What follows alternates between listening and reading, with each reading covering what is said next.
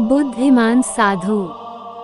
किसी राजमहल के द्वारा पर एक साधु आया और द्वारपाल से बोला कि भीतर जाकर राजा से कहिए कि उनका भाई आया है।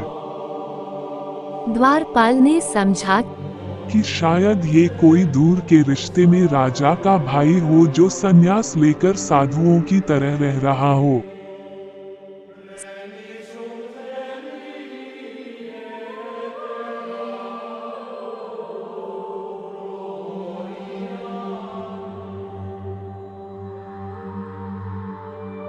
सूचना मिलने पर राजा मुस्कुराया और साधु को भीतर बुलाकर अपने पास बैठा लिया।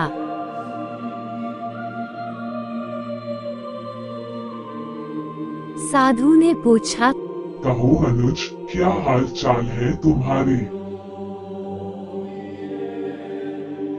राजा बोला, मैं ठीक हूँ, आप कैसे हैं भैया?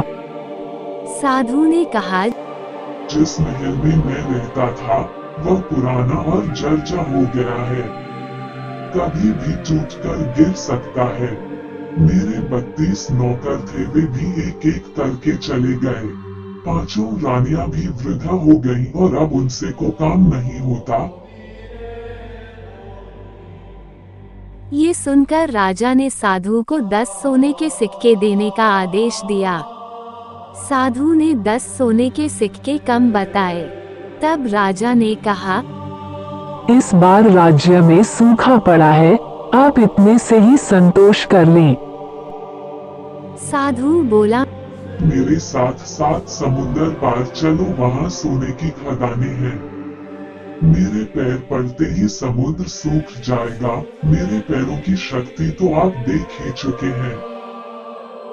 अब राजा ने साधु को 100 सोने के सिक्के देने का आदेश दिया।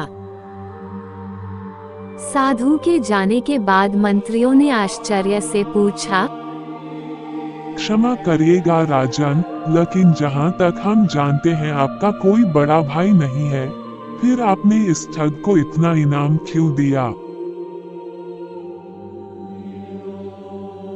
राजन ने समझाया, देखो, भाग्य के 2 पहलू होते हैं, राजा और रंक। इस नाते उसने मुझे भाई कहा। जर्जर महल से उसका आशय उसके बूढ़े शरीर से था। 32 नौकर उसके दांत थे और 5 वृद्ध रानियां उसकी 5 इंद्रियां हैं।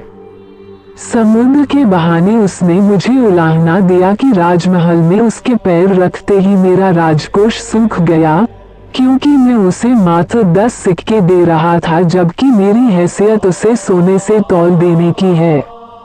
इसलिए उसकी बुद्धिमानी से प्रसन्न होकर मैंने उसे 100 सिक्के दिए और कल से मैं उसे अपना सलाहकार नियुक्त करूंगा।